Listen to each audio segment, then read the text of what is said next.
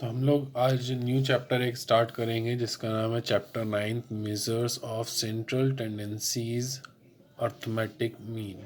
ठीक है, तो इसको हम लोग आज स्टार्ट करते हैं। तो चलिए आगे बढ़ते हैं इसी में। सबसे पहले हम लोग बात करते हैं what is central tendency. Central tendency क्या होती है? ठीक है, a central tendency refers to a central value और a representative value of a statistic series. जो सेंट्रल टेंडेंसी होती है वो क्या रेफर करती है? जो भी सेंट्रल वैल्यू हो गई या रिप्रेजेंटेटिव वैल्यू हो गई किसी भी स्टैटिस्टिकल सीरीज की, उसको बोलते हैं हम लोग सेंट्रल टेंडेंसी। ठीक है, it is difficult for any one to understand और remember a large group of raw data. ठीक है, ये बहुत ही ज़्यादा डिफ़िकल्ट होता है किसी के लिए भी कि वो समझ सके और याद कर सके बहुत ही ज़्यादा लार्ज ग्रुप के रॉ डेटा के लार्ज ग्रुप को। ठीक है, one would like to know the critical value which represent all the item in a series. ठीक है, हमें क्या समझना चाहिए? ठीक है, जो क्रिटिकल वैल्यू होती है जो कि किसी भी मतलब सारे आइटम्स को एक सीरीज के रिप्रेजेंट करती हो, such a value is called central tendency और एवरेज वैल्यू। उसी वैल्यू को बोलते हैं हम लोग सेंट्रल टेंडेंसी या average value. For instance it is very difficult to remember and understand the data concerning the income of millions of Indians. तो ये एग्जाम्पल के लिए हम लोग देख रहे हैं कि ये बहुत ही ज़्यादा डिफ़िकल्ट है कि हम जितने भी इंडियन हैं उन सब की इनकम या को समझ सकें या उसको याद रख सकें। ठीक है, however it is said that in 2017 provisional estimate for average income of the people in India was 38,037 per annum।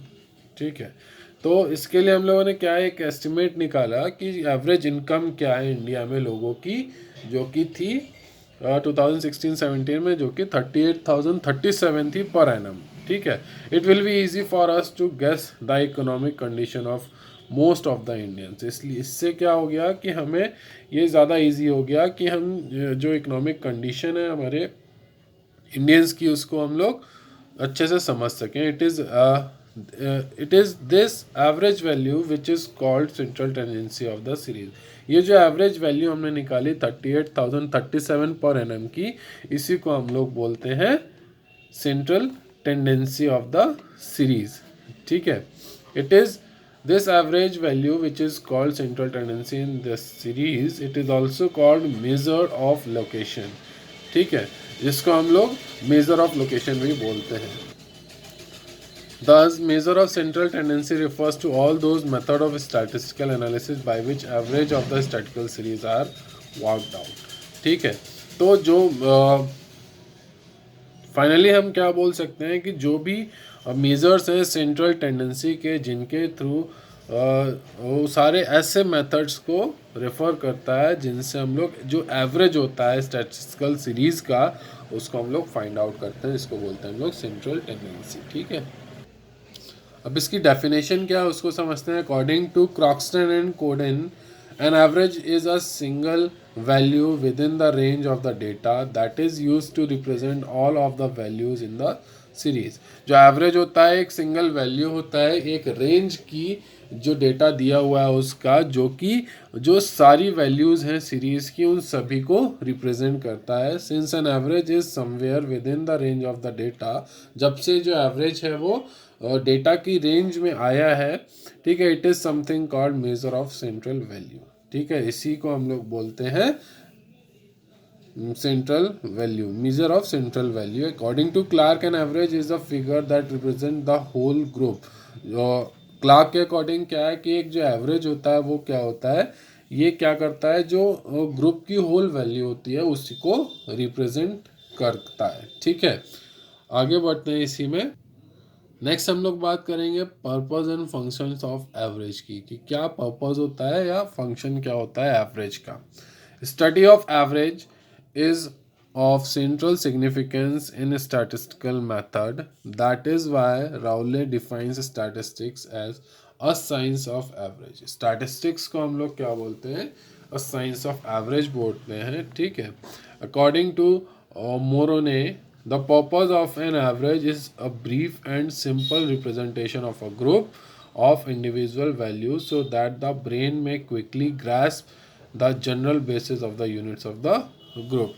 तो मोरोने के अकॉर्डिंग क्या है कि एवरेज का क्या पर्पस होता है कि जो एवरेज हो इतना ब्रीफ या सिंपल होना चाहिए जो ग्रुप को रिप्रेजेंट कर रहा हो, ग्रुप की इंडिविजुअल वैल्यूज़ को रिप्रेजेंट कर रहा हो, जिससे कि जो दिमाग होता है वो क्विकली ये समझ ले कि ये जो यूनिट ऑफ ग्रुप है ये किस बेस पे है, ठीक है। Some of the main purpose and functions of average are as under.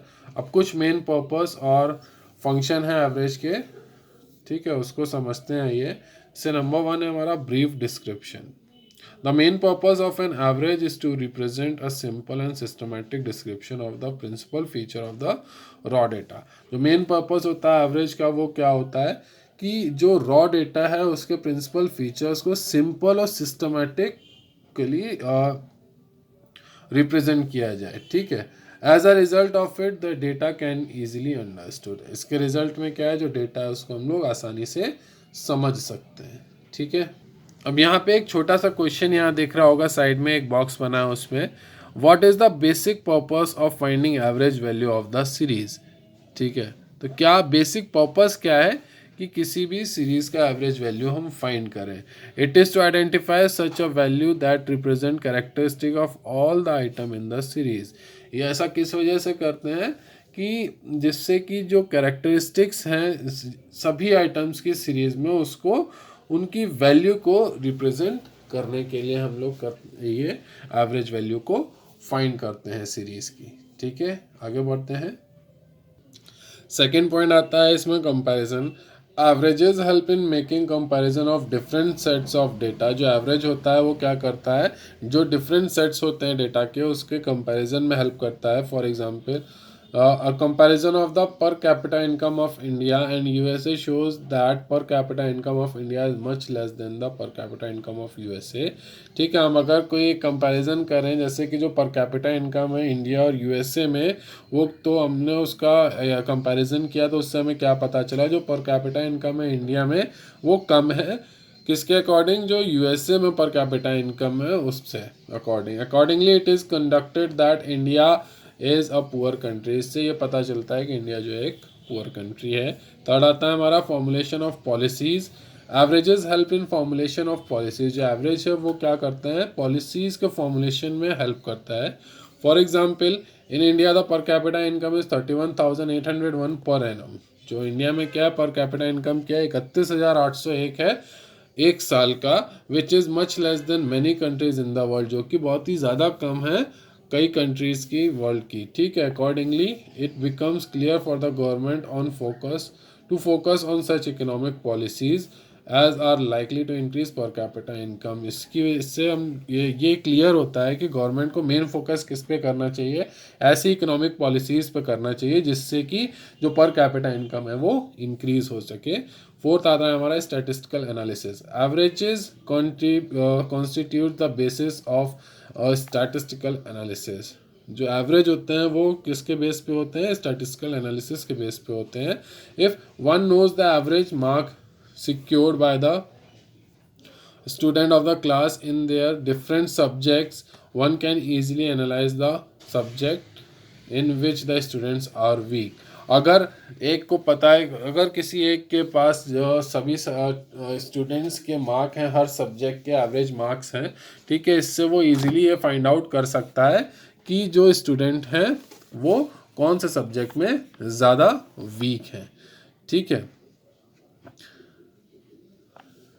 Next आता है हमारा वन वैल्यू फॉर ऑल, ठीक है।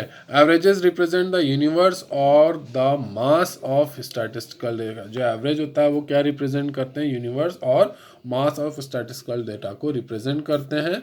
One value represent all value of the series. एक ही वैल्यू सीरीज की सभी वैल्यू को रिप्रेजेंट करती है। Accordingly conclusion can be drawn in respect of the universe as a whole. जो इससे क्या होता है, जो कंक्लूजन होता है वो एज अ होल हम लोग कैलकुलेट कर लेते हैं, ठीक है। तो आज की वीडियो में हम लोग इतना ही पढ़ेंगे, आगे नेक्स्ट वीडियो में।